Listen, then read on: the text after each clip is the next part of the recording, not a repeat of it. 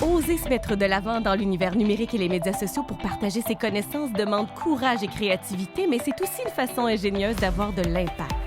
C'est ce dont discutera notre duo de diplômés universitaires au parcours inspirant. Bienvenue à Au-delà du diplôme.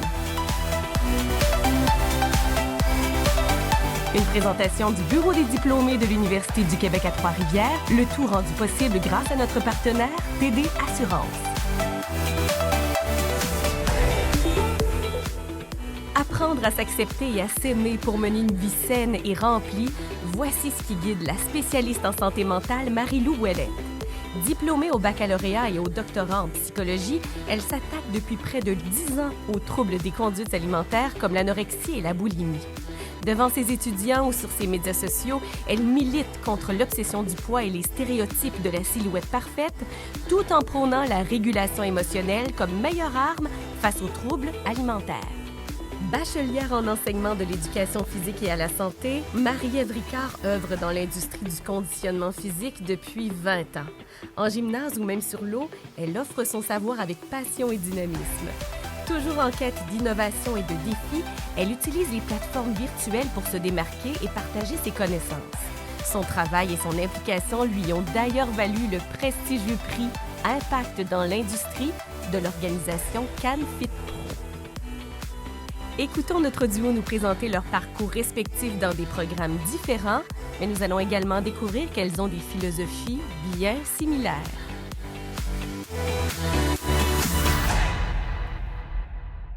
Bonjour Marie-Lou! Hey, salut Marie-Ève. Je suis tellement contente. Je suis tellement contente aussi de te voir aujourd'hui.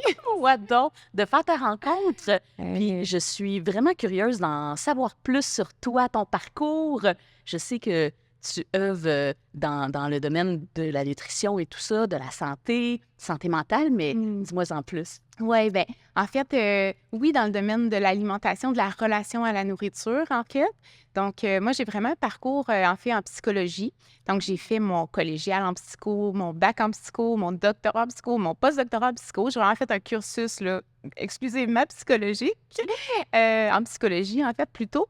Et donc, c'est ça, je me suis spécialisée en troubles des conduites alimentaires pendant mon parcours. C'était vraiment ce que je voulais faire. Là, dès mon baccalauréat, je savais que c'était le thème que je voulais aborder dans le cadre de mon doctorat.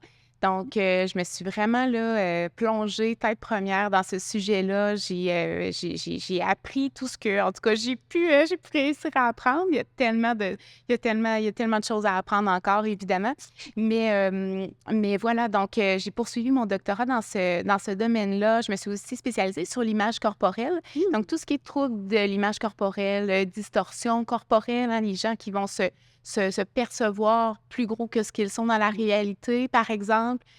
Tout ce qui est perturbation de l'image corporelle, hein, être insatisfait de son corps, vouloir le modifier à tout prix.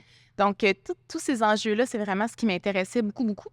Et donc, après mon doc, je suis allée faire un postdoctorat à Lyon, en France, à l'Institut Paul Bocuse. Wow. Et puis, ouais, ça a été... je l'ai fait... honnêtement, je l'ai fait plus à distance parce que c'était la COVID. C'était en 2000. C'est vrai, OK. Ouais, donc, j'ai manqué mon coup là-dessus, mais j'y étais allée quand même quelques temps là, auparavant avant de commencer le postdoctorat. Fait que, enfin, tu l'as vécu différemment. Ouais, je l'ai vécu différemment, puis j'ai quand même pu goûter à la saveur européenne, là, on va dire. Ouais. Donc, ça a été une belle expérience, même si j'étais à distance. C'est sûr que ça aurait été plus trippant d'être là sur place. Mais bref, ça a été un postdoc aussi sur les troubles alimentaires que j'ai fait, l'aspect perceptuel de l'image corporelle, tout ça. Et puis, juste après mon postdoctorat, en fait, j'allais entamer une deuxième année de postdoctorat dans un autre établissement. Et j'ai eu un diagnostic de cancer à ce moment-là. Donc, j'explique ça pour finalement là, qu'on puisse comprendre pourquoi je me suis retrouvée comme ça sur les réseaux sociaux, parce que ça a vraiment un lien, en fait, avec mon histoire. Là. Et donc, j'ai dû arrêter une année pour avoir des traitements. Puis là, ça va super bien. Là, il n'y a vraiment aucun problème. Et pendant cette année-là, bien, ça a créé une... comment dire? Ça a été... je le vois comme une opportunité, on va dire, là, tu sais, de m'arrêter. Un temps de pause sain, à la limite de ralentir pour avoir un portrait global un peu de où est-ce qu'on s'en va, qu'est-ce qu'on fait. Ben exact, Ouais. c'est ça. Tu sais, ça va tellement vite, tu sais, quand on fait des études, ça roule, puis on a un objectif, on y va, puis on n'arrête pas. Puis là, à un moment donné, tu as comme un mur qui arrive, puis qui t'oblige à arrêter. Puis c'était correct, parce que je me disais, qu'est-ce que je veux vraiment en ce moment? Est-ce que je veux encore ce que je voulais avant, au début de mon parcours? Ouais. Puis, c'est ça. Puis, dans le fond, dans cette année-là où je travaillais plus, je commençais à être mieux parce que les traitements étaient pour la majorité terminés, tout ça. Ben là, je me disais, qu'est-ce que je fais de mes journées? Fait que, je sais pas, par une espèce de concours de circonstances, là, j'ai vu une vidéo passer sur les réseaux sociaux d'une psychologue, il me semble, là, tu sais, qui parlait, je suis un peu floue, mais qui parlait de santé mentale sur les réseaux sociaux, tout ça, qui faisait de la sensibilisation. Puis je me suis dit, hey, c'est vrai ça, j'ai toujours voulu faire ça, mais j'ai jamais osé. Puis comme ça, là, en 5 minutes, je me suis dit, hey, let's go, je le fais. Fait que là, j'ai monté une petite vidéo, j'ai publié ça, puis c'est drôle, tu sais, ça n'a jamais arrêté. Finalement, à tous les jours, j'essayais d'en faire une. Fait que, tu sais, mon créneau d'énergie de 1 heure, peut-être que je commençais à ravoir, là. Ouais. Ben, je le passais à faire ça me faisait triper. Puis de fil en aiguille, ben, c'est comme ça, finalement, que je me suis retrouvée sur les réseaux sociaux à faire la sensibilisation. À vulgariser, au fond, tes vulgariser, connaissances, ouais. puis de les partager en même temps. Oui, exact. Ah, Fait que, qu'est-ce qui t'a amené à te spécialiser vraiment dans les troubles alimentaires? Y a-tu... Est-ce que c'est un enseignant qui t'a invité à aller dans cette tangente-là? Qu'est-ce qui t'a amené à faire ça? bien, plein de choses. Tu sais, c'est tellement commun, en fait, dans notre société, hein, tout ce qui est problématique. Tu sais, toi, tu es en activité physique, c'est sûr que tu es confronté, hein. Moi, j'ai travaillé beaucoup sur les troubles alimentaires des sportifs, justement. Fait que tu me diras qu'est-ce qui se passe de ton côté par rapport à ça. Ça m'intéresse, en tout cas, si tu vas aller là. Mais donc, c'est ça, j'en voyais beaucoup, puis je courais beaucoup à l'époque, puis je voyais beaucoup d'athlètes autour qui avaient des troubles alimentaires, puis pour qui, ben c'était pas... le sport était tombé de l'autre côté, malsain, hein. Ouais. Tu peux faire de l'exercice. L'excès. Et c'est ça, je me suis intéressée à l'exercice excessif en termes, pas juste excessif en termes de quantité, mais excessif en termes de... Il y a une compulsion à en faire, là. Oui. Qui peut s'apparenter des fois à une dépendance ou une addiction à l'exercice. Fait que je voyais beaucoup ça autour de moi. Donc, dans la vie personnelle, il y avait des éléments comme ça. Puis, il y avait le laboratoire là, sur les troubles alimentaires, le Loricard, qui travaillait là-dessus à l'UQTR. Fait que tout ça mis ensemble a fait que oui, c'est vraiment ça que je veux investir là, dans mes études. Puis un gros côté psychologique aussi qui s'y rattache là, par le fait même. Donc, c'est pour ça que tout ton bagage que tu avais développé, toutes tes études en psycho se connectaient bien avec la santé mentale puis les troubles alimentaires. C'est ça. Puis, tu sais, les troubles alimentaires, un des mythes très répandus, c'est que c'est un trouble de l'aliment, mais je dis toujours, tu sais, c'est la pointe de l'iceberg qu'on voit, c'est le symptôme. C'est le symptôme de quelque chose, un peu comme tu as la grippe, tu tousses, mais c'est le symptôme. C'est pas ça le problème, c'est le rhume ou la grippe, là, peu importe pourquoi qu'on tousse, mais tu sais. Mais en dessous de cette pointe d'iceberg-là qu'on voit, bien, il y a tout un univers c'est ça le problème, tu sais, souvent, mais c'est des difficultés d'adaptation. On va voir beaucoup de troubles alimentaires pendant la puberté apparaître ou pendant la transition secondaire collégiale ou collégiale université. Donc, c'est une problématique. Le stress, l'angoisse.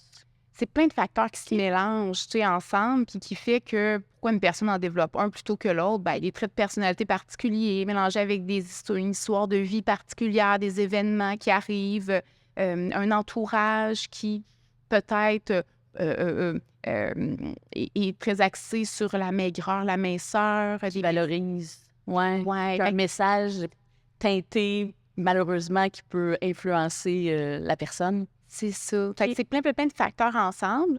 Fait que c'est pas juste psychologique non plus. Tu sais, autour des troubles alimentaires, je pense que ça prend une multitude de disciplines pour pouvoir comprendre tu sais, je vois souvent ça comme un Rubik's Cube, là, tu sais, les espèces de cubes à plusieurs côtés, là, différentes couleurs.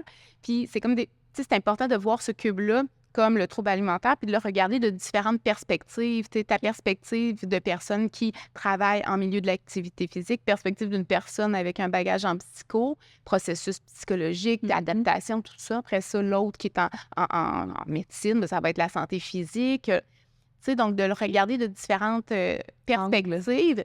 ça permet de voir plusieurs facettes, de mettre ça ensemble, puis d'avoir une perspective plus globale sur ce que c'est. Fait que je pense pas que le trouble alimentaire appartient à une discipline plus que l'autre. Je pense que c'est vraiment là, le regard multidimensionnel, multidiscipline qui fait que on peut bien arriver à comprendre ce trouble-là. C'est ce qui fait que c'est aussi passionnant, c'est la complexité, tu sais, de Il n'y a ce pas que une recette magique pour chaque individu. Tu sais, Ah. c'est ça. Chacun est unique. Ouais, c'est Chaque trouble est unique aussi, probablement. exactement, exactement. Tu sais, il y a autant il y a autant de troubles alimentaires qu'il y a de personnes qui en ont un, je dirais. Tu sais, on essaie de faire des moyennes, des généralités, on essaie de ressortir des données. Tu sais, les données scientifiques, ils se basent sur des moyennes, tu sais, bien entendu. Mais au-delà de... Fait que c'est important d'en avoir. Moi, je crois beaucoup aux données probantes puis à se baser sur ces preuves scientifiques-là. Mais au-delà de ça, bien, chaque personne est individuelle puis présente un bagage particulier. Donc c'est Ça ça va qui fait que influencer. c'est vraiment trippant, là. Ah, Ouais. puis je suis curieuse, tu enseignes aussi, donc tu œuvres dans différents milieux. Oui, exact. Tu sais, je dirais que le cœur de ma mission, là, on va dire, là, de mon projet de vie, c'est vraiment faire l'éducation psychologique. Donc, j'en fais dans l'enseignement, milieu collégial et en milieu universitaire aussi. Donc, j'enseigne la psycho. Puis, sur les réseaux sociaux aussi, j'en fais. Hein, c'est vraiment le cœur de mon objectif, là, de ma mission actuellement. Donc, via la formation aux professionnels, la supervision professionnelle, tout ça, bien, ça me permet de vulgariser la science, de vulgariser ce qu'on connaît, de partager finalement les meilleures pratiques. Donc, c'est trippé. Ouais. Génial, mais je suis tellement contente d'en savoir un peu plus sur toi, autant dans quel milieu tu œuvres, que tu as de l'impact. Tu vas chercher différentes populations, différents créneaux en étant justement dans les écoles, cégep, universités, sur les réseaux aussi. Oui, c'est tellement un plaisir de te rencontrer, Marie-Lou. Hey, moi aussi, là, je suis contente. J'ai hâte d'entendre ce que tu as à me dire, ce que tu as à me raconter. Merci. Plaisir. Alors, Marie-Ève, je veux savoir maintenant, toi, tu viens d'où? Qu'est-ce qui a fait en sorte que tu as investi ton entreprise? Qu'est-ce qui t'a mené là, en fait, où tu es aujourd'hui? Oui, je travaille maintenant comme travailleur autonome, à mon compte, à temps plein. J'ai fait mon bac en enseignement à l'éducation physique et à la santé parce que j'ai commencé comme job étudiante à donner des cours en groupe. OK. Fait que ça, c'était pendant mon cégep. J'ai fait une technique en comptabilité, gestion, profil, ressources humaines. Je voulais être dans le concret. Fait que j'ai été vers une technique. Puis après ça, je sais que je voulais aller vers l'enseignement. Fait que j'ai commencé à l'UQTR en BPEP, primaire préscolaire. J'ai fait 1 an pour ensuite oser me diriger vers l'éduc. C'était plus un monde de gars, puis j'osais pas. Puis là, j'étais là, il y a des tests physiques. Mais finalement, j'ai vraiment tripé à faire ce bac-là, vraiment, vraiment. Puis c'était beaucoup plus connecté avec mes intérêts. Le sport, je suis pas une athlète, vraiment pas. Là, tu sais, c'est pas mon profil. Je suis vraiment plus une fille qui aime bouger, dans le plaisir, qui a toujours eu du plaisir à bouger. Autant toute petite, je faisais de la danse. Après ça, tu sais, du basket, etc. Fait que flag football. Fait que j'ai toujours aimé les sports. Fait que de par ça, j'ai fait mon bac. C'est des jobs étudiantes qui m'ont amené pas mal à ce que je fais aujourd'hui. Okay. Pendant mon bac, je travaillais aussi au fédéral. Et une fois que le bac a terminé, j'ai eu l'occasion de travailler au centre sportif de l'UQTR. J'étais coordonnatrice des cours en groupe. Fait que j'ai toujours baigné dans l'industrie du conditionnement physique depuis justement le cégep, avec des cours en groupe, de l'entraînement privé. Puis c'était le côté danse qui m'attirait beaucoup. Musique, danse, tu sais, c'est comme de monter une routine pour chaque cours. Puis bref, c'est beaucoup ça qui m'a passionnée. Puis de voir l'impact qu'on pouvait avoir auprès des gens. Les gens se déplacent, on bouge ensemble pendant un moment, on tripe, tu sais, on améliore notre santé, puis après ça, on sort, on s'en va tout le monde chez nous. Mais c'était cet aspect-là de santé, vraiment d'améliorer notre condition physique, chacun à son rythme, mais tous ensemble. Je trouve ça tellement intéressant. Tu as dit plein d'affaires. Oui. J'ai goût de rebondir, mais je vais te dire oser, c'était un milieu. Tu as dit oser. T'en as parlé un petit peu, là. C'était un monde, là, Oui. c'est quoi pour toi, oser quelque chose? Oui. Ça m'intéresse. Je pense que c'est beaucoup le départ d'un entrepreneur aussi d'oser, dans le sens que je voyais le domaine de l'activité physique d'un angle un peu comme sur un piédestal. Puis là, tu sais, je voyais... ah oui, c'est vrai, à ce moment-là, je sortais aussi avec quelqu'un qui était en éduc, puis j'étais comme, ah mon Dieu, tu sais, c'est pas fait pour moi. Je voyais ça, tu sais, c'est pour des gars, etc. Puis finalement, ben let's go. Autant lui, il m'a super gros encouragé là-dedans aussi. Donc, l'entourage aide, je pense, à avoir du courage. Ouais. Nous pousse. Oui, Puis c'est ce qui m'a permis par la suite, là, tu sais, de me lancer, de faire ce cheminement-là. J'ai eu l'occasion d'enseigner aussi entre-temps, tu sais, une fois mes études terminées. Mais la vie m'a vraiment amenée dans un parcours particulier, tripant, vraiment. Puis à ce jour, là, ça va faire bientôt 1 an que j'ai quitté le fédéral parce que une fois que j'ai terminé mon bac, tu sais, là, présentement, il y a plein de postes, il y a des gros besoins, mais en éduc, c'était d'accumuler plusieurs écoles, etc. Fait que, puis d'être sur appel, tandis que le fédéral me donnait une belle sécurité, des contrats plus réguliers. Fait que c'est pour ça que j'ai continué vraiment. Tu sais, je donnais des cours, ensuite, je travaillais au fédéral et maintenant, là, je suis à temps plein. C'est ça, ça va faire 1 an en novembre. Donc, c'est près d'1 an que je fais ça à temps plein. Je suis coordonnatrice pour Ma Zone Fit, une plateforme de mes enfants. Fait que ça, c'est mon temps complet. OK. Je continue à développer mon entreprise sur le côté. C'est vraiment passionnant. C'est vraiment... T'as l'air passionné, c'est tellement le fun de voir ça. Tu disais aussi que ça faisait, il y avait un impact que tu voyais chez les gens avec les cours. vraiment. C'est quoi l'impact, le plus gros impact que tu vois qui émerge? Tu sais, chacun a la capacité d'améliorer sa vie, mais c'est par quoi qu'on le prend. Tu sais, que ce soit la nutrition, que ce soit le mouvement. Moi, mon dada, c'est vraiment le mouvement. Commence par te mettre en mouvement, puis je suis là pour te donner le goût de partager ma passion, parce que je sais que c'est pas tout le monde qui aime ça. C'est pas tout le monde qui ont un lien positif avec l'entraînement. Fait que je suis là pour changer un peu cette vibe-là. Puis pour vrai, même pendant le bac, il travaillait beaucoup sur cette façon de faire-là, dans le plaisir, de viser la progression, d'y aller une étape à la fois. Donc, c'est pour ça que dès qu'on commence à faire bouger quelqu'un, ben de 1, elle se sent meilleure qu'elle pensait qu'elle était. Puis de 2, ben là, elle a plus d'énergie, meilleur sommeil, meilleure gestion du stress. Elle a le goût de mieux s'alimenter aussi, meilleure humeur, plus disponible, mais tu sais, ça l'éclaircit des idées, ça a un gros impact. Fait que tu sais, c'est autant physique, mental, et c'est beaucoup là-dessus que j'accroche mon message aussi, là. Puis c'est là-dessus que je mise là, quand je donne mes cours en groupe aussi. Tu sais, c'est un mouvement à la fois, un pas à la fois, et ça nous permet de justement s'améliorer, puis on vise la santé. C'est pas... tu sais, il y a différents messages en conditionnement physique, puis moi, je suis vraiment là pour dire, regarde, ton but, c'est d'améliorer ta santé.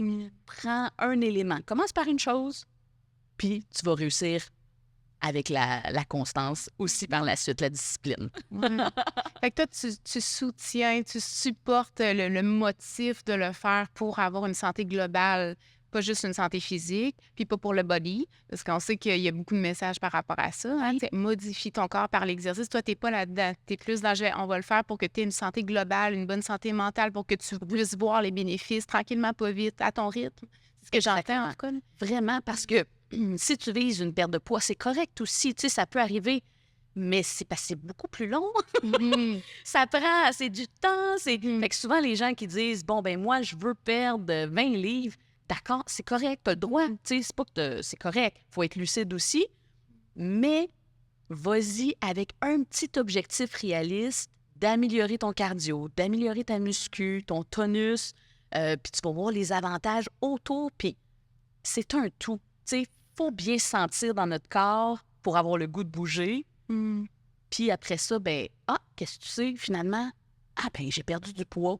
Mais c'est pas grave que tu en aies perdu ou que tu en aies gagné parce que la minceur, c'est pas égal à la santé. Fait que c'est vraiment d'avoir un message de bouge pour la santé, pour ton plaisir, puis les résultats suivront, tant mieux, s'il y en a, mais c'est pas le but ultime. Ah, ben ça rejoint beaucoup ce que je pense, là, tu sais, parce que la perte de poids, ça peut être c'est une résultante de quelque chose d'autre. C'est pas une habitude de vie. Des fois, on voit ça, tu sais, c'est pas une habitude de vie. Un poids, c'est une résultante de quelque chose. Oui. Puis souvent, d'être focalisé juste sur ce poids-là, ben c'est très décourageant. Fait que souvent, les gens vont abandonner parce que, ben c'est pas instantané, les résultats, justement, là. En tout cas, moi, c'est ce Oui. que je vois beaucoup parce que le poids est quand même un thème qui Oui, rallie qui nos re- deux expertises, là, je suppose. Et ben c'est vraiment intéressant. Là, tu dis que tu donnes des cours de groupe. Oui. Est-ce qu'il y a d'autres services que tu offres dans ton entreprise? Oui, fait que je donne des cours en groupe. Ça a été beaucoup en personne au début. OK. Avec la pandémie, là, j'ai eu un virage virtuel parce que je donnais des cours avec la municipalité à Shawinigan. Là, j'habite maintenant à OK. Shawi. Puis tout ça a fermé. Mais, tu sais, mon besoin, mon désir d'avoir l'impact, d'améliorer les gens dans la santé, il y avait pas de meilleur moment. Je sais pas comment le dire, mais pendant la pandémie, c'était criant, là. Les gens avaient besoin de briser l'isolement, de bouger, de garder un mode de vie sain et actif, tu sais, fait que j'ai pris le virage virtuel, j'ai lancé ça avec mes petits contacts, là, simple, et à ce jour, je continue Ben c'est à formidable. faire en virtuel. Sinon, l'été, là, c'est sur l'eau, avec le paddleboard, le stand-up paddle. Donc ça, c'est aussi super trippant, le contact avec la nature, faire du yoga, de l'entraînement sur la planche, oser, encore une fois, tu sais, sortir de sa zone de confort. Et j'ai aussi en entreprise, donc avec différents collaborateurs. J'en fais en français, en anglais. Je suis pas vraiment ultra berlingue, mais je m'améliore et c'est à force d'en faire que on apprend aussi. Fait que c'est ça, ça me permet d'avoir un impact sur différents milieux en même temps. Je pense que tu en as de l'impact parce que tu as gagné un prix récemment, je pense, hein, avec Anne Petit. Cet été... Quel était ce prix? Ah, c'est géant. Ah, c'est géant.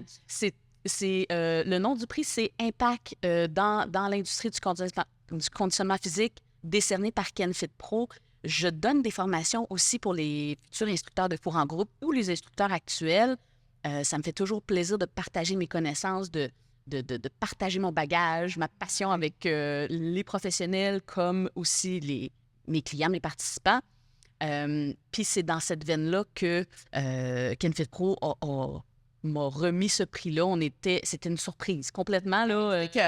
Non, j'étais au congrès à Toronto. Puis, tu sais, de par mon nom, Marie-Ève Ricard, je suis vraiment québécoise, tu sais, très, très franco. On est une minorité. On est quand même quelques Québécois là-bas. Mais bref, c'est Mo Higgin qui a lu le texte et tout ça. Puis là, j'étais là, oh, c'est beau, c'est beau! Pour finalement qu'elle change en français pour la fin du paragraphe. Et là, j'ai fait comme, oh my God. Et elle dit mon nom.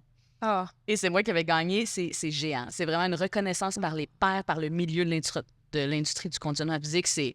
Je suis vraiment privilégiée. Vraiment. formidable. Et merci en tout cas de m'avoir raconté ton histoire. Merci beaucoup. Je suis contente d'en savoir plus. Merci à toi. Restez à l'écoute, nous allons maintenant prendre une courte pause pour une capsule de notre partenaire TD Assurance qui nous aidera à briser quelques mythes liés à l'assurance habitation. Et au retour, nos invités discutent entre autres de création de contenu sur les médias sociaux. L'assurance habitation, l'une des joies de l'âge adulte auxquelles la plupart d'entre nous sont confrontés. Que ce soit en tant que locataire, propriétaire ou copropriétaire, TD Assurance est là pour vous aider à distinguer le vrai du faux concernant l'assurance habitation. Voici quelques exemples de mythes courants à démystifier. Mythe. L'assurance habitation est obligatoire. Fait. Il n'est pas obligatoire de souscrire une assurance habitation. Toutefois, le fournisseur de votre prêt hypothécaire, le conseil de la copropriété ou votre propriétaire, si vous êtes locataire, pourrait l'exiger. Même s'il ne s'agit pas d'une réglementation gouvernementale, c'est quelque chose que vous devrez probablement envisager d'acheter. Il est tout de même recommandé de souscrire une assurance habitation afin d'obtenir une indemnisation en cas de problème. Mythe. L'assurance habitation coûte cher. Fait. L'assurance habitation n'est pas forcément coûteuse. Il existe différents types de polices d'assurance que vous pouvez souscrire pour vous assurer d'avoir une bonne protection selon vos besoins. TD Assurance vous offre de nombreuses façons d'économiser. Mythe.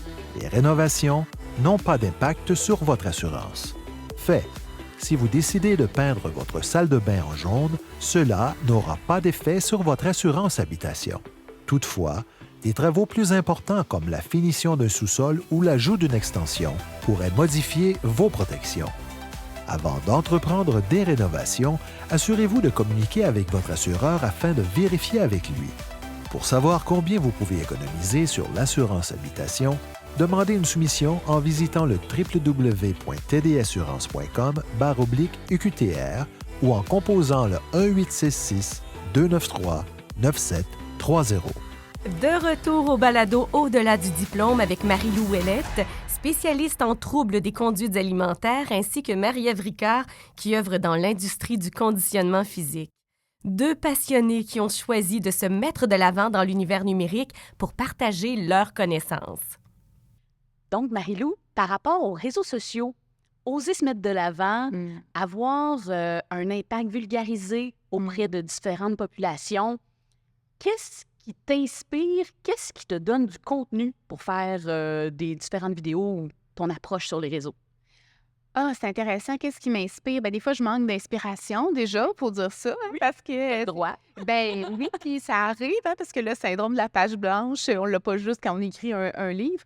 Ce qui m'inspire, c'est plein de professionnels de différentes disciplines que je regarde sur les réseaux sociaux. C'est ce que je... Parce que j'essaie de pas trop regarder ce que les gens qui font à pub, qui travaillent un peu dans le même thème que moi font. Parce que, d'une part, je veux pas copier ce qui se fait déjà, puis je trouve ça inspirant d'aller voir, les autres professions, qu'est-ce qu'ils font quand ils parlent de problématiques en santé physique, en santé mentale, mais qui n'est pas ce que moi je traite nécessairement. Ça m'inspire, puis des fois, je suis amenée à me dire, ça, je pense que je peux l'appliquer là, à mon contenu. J'essaie ce qui m'inspire, ce qu'il y a dans les émissions de télé, ce que je vois dans les médias, les commentaires que les gens vont émettre.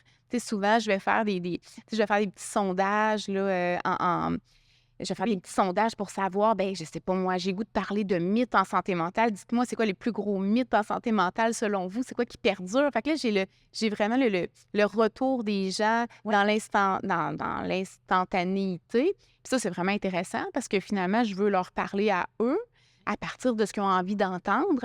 Donc, je pense que c'est ça qui... un peu tout ça m'inspire. Puis quand j'ai le syndrome de la page blanche, je prends une pause tout simplement. Il faut être indulgent aussi, là, parce qu'on peut se mettre de la pression à publier. Puis je me rends compte que c'est ça, des fois, on peut ne pas publier pendant un certain temps. Les gens sont encore là, puis sont contents d'avoir de t'avoir de nouveau. Là. Toi, sans pression. Oui. Toi, qu'est-ce qui t'inspire? Comment fais-tu, en fait? Puis ça va peut-être me donner des idées. Oui.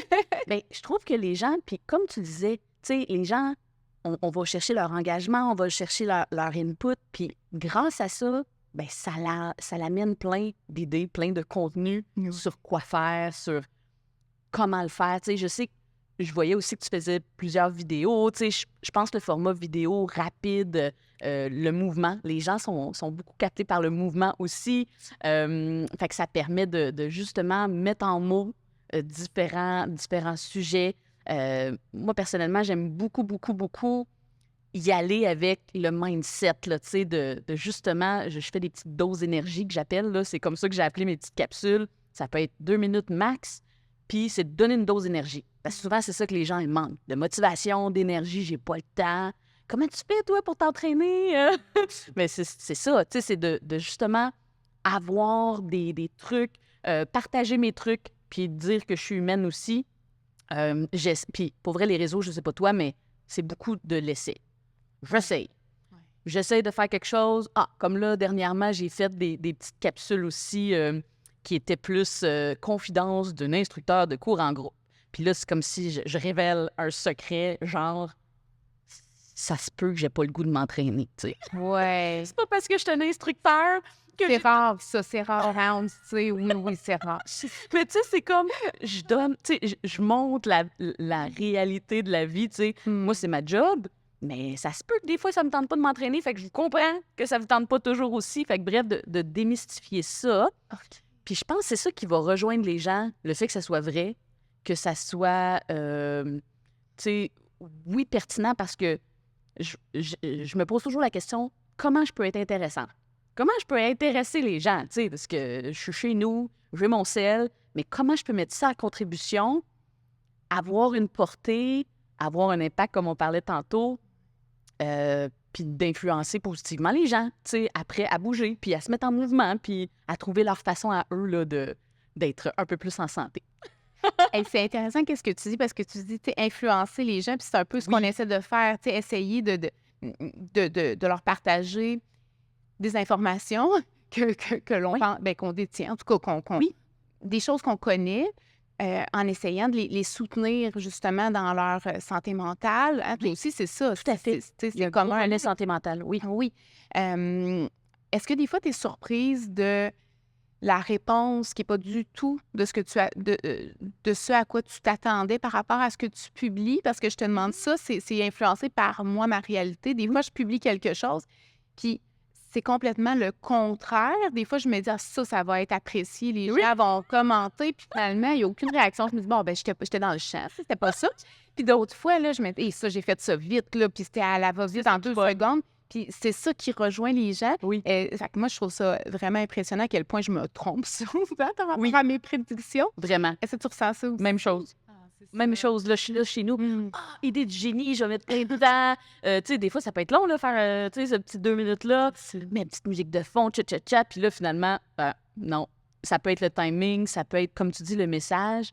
Parce que, tu sais, on a un œil de professionnel aussi. Fait que, tu sais, t'amènes, t'essayes de partager des connaissances, mais il faut que ça soit...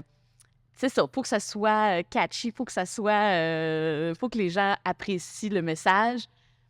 Fait que je pense que c'est le plus grand défi, mais c'est pour ça que je finis par me dire, regarde, j'essaye. J'essaye à gauche, à droite, en haut, en bas. J'essaye de différentes façons. Puis toi, t'es beaucoup aussi TikTok, Instagram, Facebook. T'essayes les différentes plateformes. Moi, Facebook, c'est moins mon truc, mais moi, j'ai commencé avec TikTok, puis j'étais pas sur TikTok, là, du tout. Puis je sais pas pourquoi, là, ça a été vraiment... un instinct. J'ai été comme poussée par là pour faire ça. Mais je pense que j'étais sur Instagram. J'avais vu une petite vidéo partagée de TikTok sur Instagram. Je disais, je vais aller voir qu'est-ce que ça dit. Mais il y a beaucoup de choses différentes qui se passent d'un réseau social à l'autre. On n'est pas confronté aux mêmes enjeux nécessairement, je pense. La clientèle change aussi. Oui, c'est ça. Toi, est-ce que tu es aussi sur Instagram et TikTok? Oui, les trois. Bon, ben, tu vois, sur TikTok, c'est différent. On peut être confronté à plus de commentaires de personnes qui, des fois, sont plus jeunes. Il y a des commentaires qui peuvent être un petit peu plus crus, on pourrait dire ça comme ça. Comment est-ce que tu deals avec ces commentaires-là? Est-ce que ça t'arrive parfois d'avoir des commentaires? Parce que tu parles d'activité physique, de poids, ça reste quand même que ce sont des thèmes qui sont sensibles. Mais à date, tu sais, puis TikTok, c'est tout nouveau quand même pour moi, là. Fait que, tu sais, j'ai pas... mais pour vrai, j'ai un beau réseau, tu sais, vraiment. Les gens sont ils sont doux, tu sais, puis c'est beaucoup ce message-là aussi que je véhicule, tu sais, être doux envers soi-même, se laisser le droit, tu sais, justement, de bouger, puis un peu comme quand moi, je montre ma vraie face, tu sais... gars, aujourd'hui, ça me tentait pas. J'ai donné mon cours parce que je te payais, là, tu sais, à un moment donné, c'est comme ma job, j'ai pas le choix. Mais je pense que c'est de se donner ce droit-là. Fait que, pour vrai, j'ai de la chance. À date, là, j'ai un beau retour, puis ça me motive à continuer aussi par le fait même. Puis, mais toi, as-tu des enjeux par rapport à ça? Ah oui, ben c'est pas des enjeux, mais c'est sûr qu'il y en a eu beaucoup, là, des commentaires par rapport au poids. Quand on parle d'enjeux, de préjugés par rapport au poids, il y a les messages sont mélangés. Puis pour moi, c'est un défi, ça, de partager. Tu te parlais tantôt de partager rapidement, là, faut que ça bouge, faut que ça soit dynamique, une petite capsule d'1 à 2 minutes. Mais tu ne peux pas tout dire le message en 1 à 2 minutes. Pour moi, c'est un enjeu sur lequel je réfléchis beaucoup continuellement parce que je me dis, ce que je veux faire, c'est de protéger la population, mais en le faisant de façon trop courte ou trop succincte, bien, parfois, ça peut créer le contraire. Donc, mon objectif, c'est pas de culpabiliser les gens. Mon objectif, c'est de faire de l'éducation, mais comment les gens le reçoivent, des fois, ça peut être, tu sais, je m'attends pas nécessairement à ça. Fait que là, j'essaie de... Donc, je suis amenée à réfléchir beaucoup sur le message et la façon dont je peux l'amener, mon message. Moi, c'est de de voir au-delà du poids, de voir au-delà de... On est tellement obsédé par rapport au poids dans notre société. C'est effrayant Ouais. à quel point, même chez les enfants les plus jeunes, quand on regarde les statistiques, à partir de 8 ans, même parfois plus jeunes, hein, la majorité veulent perdre du poids parce que c'est tellement un message qui est véhiculé. Euh, puis la santé, puis le bien-être psychologique, par rapport à l'exercice, ben les enfants, c'est pas ça qu'ils retiennent, c'est pas ça qui est intégré. Donc, tu sais, moi, c'est ça mon message. Moi, mon message, c'est l'obsession par rapport au poids, par rapport à l'image. Il y a autre chose autour. Tu sais, notre point, on a une tarte là, dans notre Ouais. journée, dans notre mois, dans notre année, dans notre vie. Puis, tu sais, à quoi tu vas accorder chacune de ces pointes de tarte-là, c'est ce qui va faire ta vie ultimement. Tu sais, dans quoi tu investis de l'énergie, du temps, de l'amour, tu sais? Ouais. Donc, il y a autre chose là, autour de cette espèce de poids-là qui est une obsession là, totale et qui mène parfois à un trouble alimentaire, pas tout le temps, mais c'est Puis ça le justement, cœur, tu sais.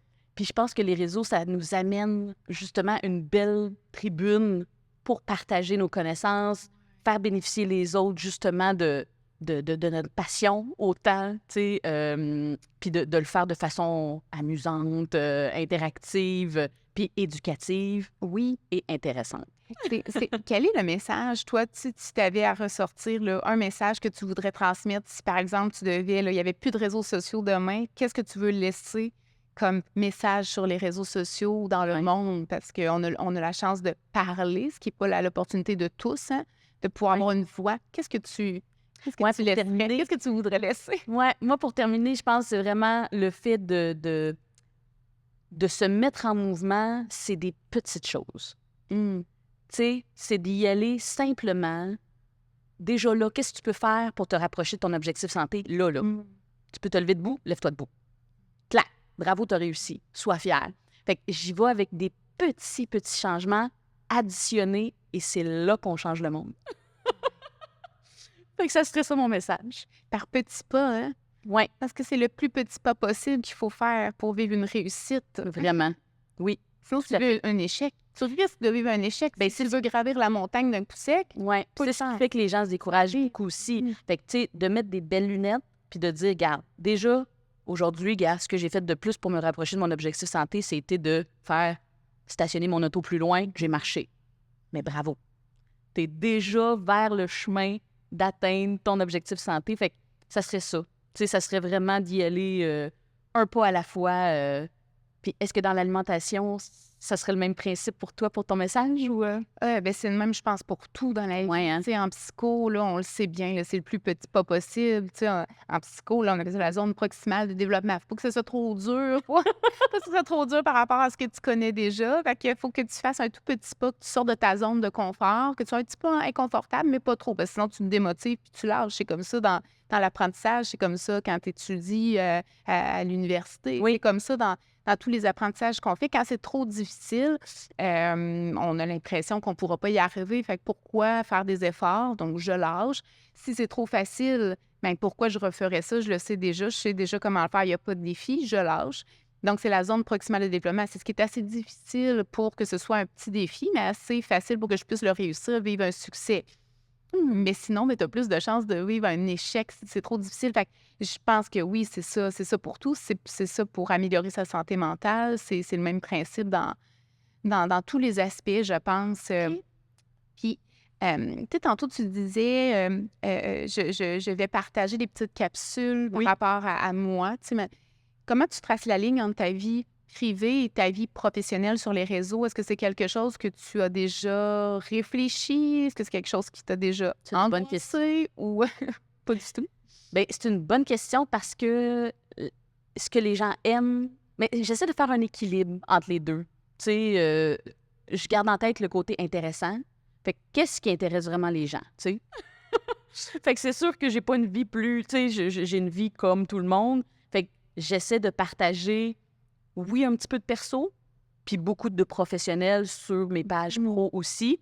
Fait quoi? J'essaie de faire un équilibre. Je trouve que, tu sais, l'équilibre entre les deux permet... Mais j'en partage un peu, oui. Je partage un peu de personnel aussi, parce que je pense que ça teinte, ça dit aux gens un peu qui je suis. Tu sais, je vis des défis comme tout le monde. Fait que je pense que ça rend le côté humain aussi intéressant là, pour pour les gens. Parce que ça, c'est vraiment quelque chose qui est nouveau quand même là, avec les réseaux sociaux. Parce qu'avant, on était dans une philosophie, je pense, là, de travailler puis de tracer une ligne entre sa vie personnelle et professionnelle. Il ne faut pas que les gens, Ah oui, son clientèle ou Ouais, nos c'est vrai. auditeurs, sachent qui je... Tu sais, là, il y avait Ouais. une ligne beaucoup plus claire avec les réseaux sociaux. J'ai l'impression qu'on est davantage dans une ligne plus diffuse Oui. où les gens aiment ça, en fait. C'est ce qu'ils aiment. Hein? Oui. Ils aiment connaître l'ordinaire de l'autre, en fait. Oui, oui. Bien, ça nous permet de se relier justement. Puis, tu sais, comme on parlait, on est sur les réseaux pour avoir une portée, pour partager aux gens un message qui est plus, comme tu dis, tu sais, des fois, c'est un message qui est très des statistiques, c'est plus professionnel, mais d'avoir un côté ludique aux alentours, d'avoir un côté vrai, je pense que ça l'aide à faire passer ce message-là. Les gens, ils vont être plus portés à écouter s'ils sont intéressés à la personne puis qui veulent... qui se perçoivent aussi à travers. Là. Oui, qui peut s'identifier à un autre humain, en C'est ça. fait. Aussi humain soit-il. Ouais. Ah, ben, je suis tellement contente d'avoir parlé avec toi. Merci de ce partage-là. Vraiment, ça m'inspire aussi pour mes prochaines publications. En tout cas, on s'en reparle. Merci. Merci, Marie-Ève. Dis-moi, tu as fait tes études à l'UQTR. Oui. Au-delà de la connaissance qu'on peut acquérir dans un cursus comme le tien, en fait, là, avec quoi tu pars après tes études universitaires? Ça a tellement été un beau parcours. Le bac. Je suis partie avec vraiment plein d'idées en tête, une motivation. Mes connaissances m'ont vraiment... Ça m'a aidé à me forger comme professionnelle dans l'industrie du conditionnement physique. C'est fou. Puis à me démarquer beaucoup aussi. Parce qu'il y a toutes sortes de croyances, il y a toutes sortes de types d'entraîneurs. Mais en étant appuyée avec des connaissances, puis en ayant été instructeur pendant mon bac, bien, je sortais de mes cours, puis j'allais mettre en relation les connaissances que je venais d'acquérir dans mon cours. Fait que j'apprenais là, beaucoup. Tu sais, je trouvais que j'apprenais plus vite de cette façon-là. Et je continue à ce jour. Je continue la même technique d'intégrer dans mes cours des notions, des connaissances. Les gens, ils aiment ça. Ils veulent en savoir plus. Puis c'est ce qui me permet de me démarquer aussi. Tu sais, un instructeur versus un autre, on sait qu'on va apprendre quelque chose en venant dans le cours de Marie-Ève. Fait que, tu sais, ça me permet de me démarquer. Puis toi, en quittant l'UQTR, qu'est-ce qui te reste dans ta carrière actuellement? Ah, j'ai tellement appris de choses sur moi, sur sur tellement d'éléments au-delà de la matière qu'on peut étudier. C'est intéressant, tout le bagage, toute la connaissance que je suis venue chercher, mais au-delà de ça, tu sais, je suis devenue une professionnelle, en fait. Je suis devenue quelqu'un qui sait travailler, tu sais, je pense que j'ai appris la rigueur, je pense que j'ai appris... j'ai tellement appris de choses qui vont au-delà de la connaissance. C'est beaucoup de méthodes de travail, hein? Je trouve beaucoup. Ouais. Beaucoup de méthodes de travail, puis... c'est ça a été vraiment un parcours super intéressant, super enrichissant. C'est comme si j'étais entrée là comme un bébé. Il y avait une professeure qui disait les bébés chercheurs. Ah ouais? Un bébé chercheur, puis je sors du postdoc en étant beaucoup plus adolescente, chercheur, on pourrait dire. Mais tu sais, j'ai vraiment vu une évolution là, par rapport à mon attitude, par rapport à ma capacité de rester calme à l'intérieur, choisir les projets, tu sais, faire preuve de réflexion sur mes choix, tout ça, là, je repars vraiment avec ça. Puis la recherche à l'UQTR, c'est un monde super riche. Je pense qu'on mérite vraiment, c'est de la recherche extraordinaire qui se fait à l'UQTR. Il y a beaucoup de travail qui se fait en interdisciplinarité aussi. C'est très valorisé. Et ça, je pense que c'est vraiment une force que pas toutes les autres universités auraient pu me donner parce que je pense que ça m'a appris ça, travailler avec d'autres disciplines, croiser nos regards et non pas être dans une espèce de vision tunnel, là, tu sais, la psychologie. Ça m'a permis d'élargir ma perspective, de voir des concepts autrement. Ben, je pense que c'est vraiment avec ça que que je repars, là, puis ça me sert. Ça me sert dans les Encore réseaux, dans mon discours, ça me sert. Fait que Ça donne une confiance, hein? Veux pas d'avoir, tu sais, autant comme on parlait tantôt, tu sais, d'oser faire un petit pas, ben c'est énorme, là, ce que tu as fait à travers les années, tes études, un examen, un travail, après ça, tu sais, la recherche, c'est complètement un nouveau monde. On sait pas dans quoi qu'on se lance, on le fait, puis après ça, on est fier, on se sent plus confiant. On garde ça aussi après sur le milieu du travail énormément, là. tellement, puis c'est une façon d'appliquer, là, d'appliquer ce qu'on a connu, de le réinvestir sur les réseaux sociaux. Je pense que c'est une richesse que l'on a et que pas tout le monde a sur les réseaux sociaux. C'est peut-être ça qui nous démarque aussi, hein, des autres personnes qui partagent de l'information, mais qui n'ont pas nécessairement un bagage comme celui que tu as et que j'ai, qui est essentiel. On ne peut pas acquérir de la compétence via les livres. On peut acquérir de la connaissance, mais après ça, le jugement qui vient avec, la capacité d'analyse, la pensée critique, ça, je pense que ça s'acquiert avec d'autres personnes, en relation avec les autres. Fait que, enfin, moi, c'est ce que je ressens. Je pense que c'est notre plus-value, je crois. Sur les réseaux. Vraiment. Puis, je suis tellement contente de t'avoir rencontrée. Marie-Lou, je te connaissais pas. J'avoue que c'est vraiment vivement la galerie pour nous permettre de se rencontrer, de se découvrir. C'est super intéressant ton message. C'est sûr que je vais te suivre. Moi de même. Merci vraiment à toi aussi. C'est un plaisir, un honneur d'avoir pu te rencontrer. Puis, je clique suivre Marie-Ève Ricard immédiatement sur Fantasy. Hey, un gros merci. On se reparle bientôt. À bientôt. Merci à notre duo d'invités, Marie-Lou Ouellette et Marie-Ève Ricard, pour cet épisode du balado Au-delà du diplôme. Merci également à la Galerie d'art R3 de l'UQTR de nous avoir accueillis pour ce tournage. Et pour en savoir plus sur les expositions à venir, consultez leur site web au www.uqtr.ca/galerie.r3. Pour nous proposer des sujets ou des invités pour nos prochains épisodes, écrivez-nous à l'adresse diplôme@uqtr.ca. Pour toute information, pour en savoir plus sur l'Université du Québec à Trois-Rivières, consultez notre site web au www.uqtr.ca. À très bientôt pour un prochain épisode d'Au-delà du diplôme.